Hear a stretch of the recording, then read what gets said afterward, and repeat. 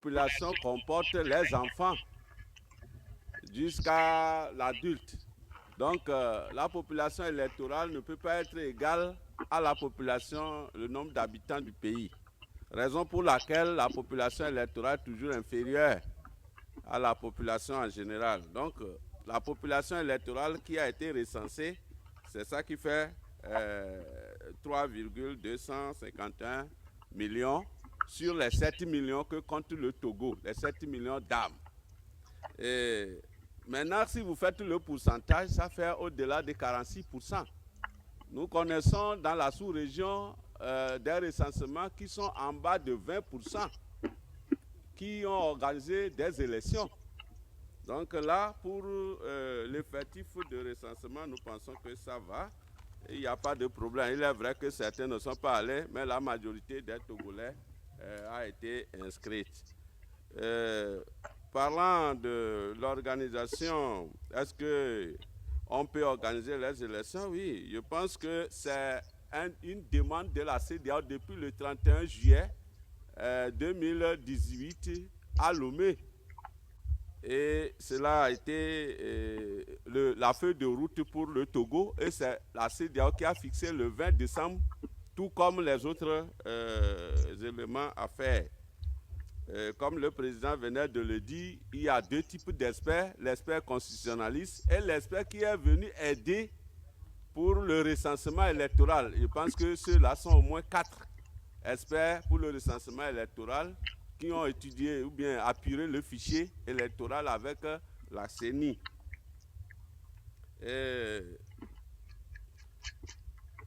Effectivement, la CENI, ce qui s'est passé, c'est que c'est les chefs d'État qui ont proposé la recomposition de la CENI. Sinon, la feuille de route demandait le renforcement seulement de la CENI. Et avec la participation de la C14, qui est une partie de l'opposition, donc 14 partis. Avant, il y avait 3 représentants de la société civile, 3 représentants des partis extra-parlementaires, 5 représentants de la majorité parlementaire, 5 représentants de la majorité, de l'opposition parlementaire. Ça faisait 16 plus l'administration 17. C'est ce que le code électoral togolais contient. Maintenant, comme ces négociations, ils veulent une parité, la CEDEAO est d'accord, donner les 8 pour eux et la majorité prend 8. Première étape, comme ils ne s'entendaient pas pour l'opposition, l'effectif de la composition parlementaire de l'opposition, nous avons voté pour les 3 de la société civile. Ils n'ont pas prêté serment. Après, l'Assemblée a encore voté pour les 4 parce que l'UFC ne voulait pas quitter parce qu'il a aussi des députés à l'Assemblée. Et on a voté les 4, ça fait 7. Ils ne sont pas aussi allés prêter serment pour participer. Et à un moment donné, du 3 au 6, ils se sont retrouvés encore en Guinée. Et on nous a instruits, on a demandé à l'UFC de retirer et ils n'ont qu'à envoyer. L'Assemblée a encore voté le dernier et ils font 8. Ils ne sont pas non plus allés prêter serment, bien que les juges les attendaient. Le rapport en a parlé. Par rapport à la Cour constitutionnelle, comment peut-elle pouvoir organiser ou bien proclamer les résultats? Oui, la feuille de route de la CEDEAO n'a pas imposé que la Cour constitutionnelle actuelle ne peut pas accompagner l'élection des députés. Je pense que c'est pour accompagner, il y a un processus présidentiel qui vient, on doit faire les lois pour le processus qui viendra. Les éclaircissements sur le projet de loi du gouvernement et autres, il y a un aspect que je peux encore ajouter. Lorsque le constitutionnaliste a dit en aucun cas on ne peut proroger cette loi. Bon, nous disons, supposons que le Togo rentre en difficulté et le délai est passé. Le président de la République, on n'a pas pu élire celui qui va le représenter. Même si c'est une semaine, il y a vide constitutionnel. Comment on va faire?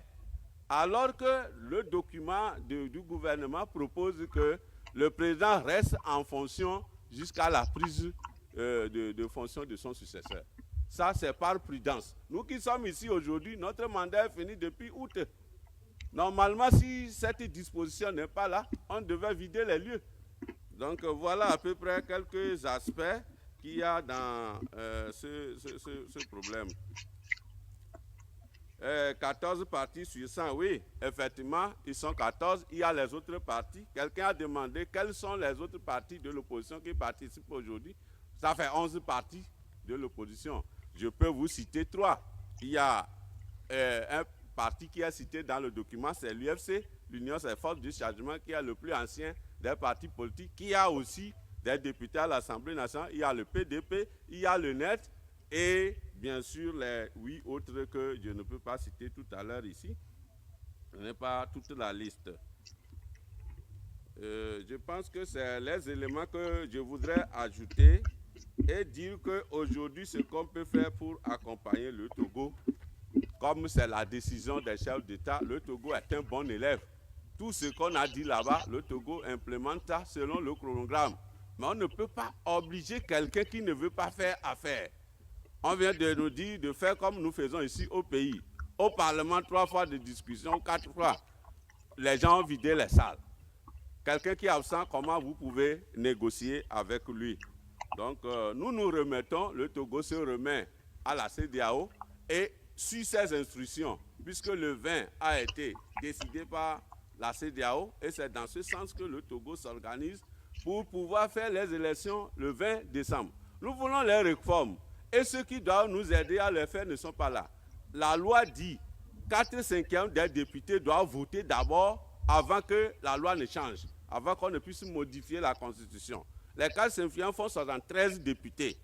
Nous avons 62 députés, il nous faut 11 députés de l'opposition pour pouvoir changer la loi. Et nous sommes dans cette difficulté depuis 2014 ou 2013. Notre mandat n'a pas pu régler ça parce que l'autre côté, on ne s'entend jamais. Maintenant, si on organise les élections et de nouveaux partis rentrent, on pourra s'entendre et d'ici les mois à venir, tout le monde apprendra qu'avec la bonne volonté du gouvernement, aujourd'hui, demain et hier, que le Togo a réformé. Le Togo a réformé. Maintenant, il y a eu des questions pour demander est-ce que le sort de l'actuel président est réglé par les réformes? Je ne pense pas, moi je ne suis pas juriste, mais une loi encore constitutionnelle ne peut pas être rétroactive ou bien on ne peut pas écrire dans une loi que celui-ci doit partir demain ou après-demain. Aujourd'hui, nous adoptons un texte. Le texte est adopté. S'il y a des négociations, des coulisses politiques à faire, ça c'est après le texte, c'est à l'écart du texte. Ce n'est pas dans le texte que nous pouvons dire ça. Néanmoins, on veut la limitation. La limitation hier, on veut également le vote à 2 tours. Le vote à 2 tours hier, on veut la réforme de la Cour constitutionnelle. Cette proposition hier. Voilà ce que je voudrais dire et remercie, Monsieur le Président, pour l'attention et tous les collègues. Merci à vous.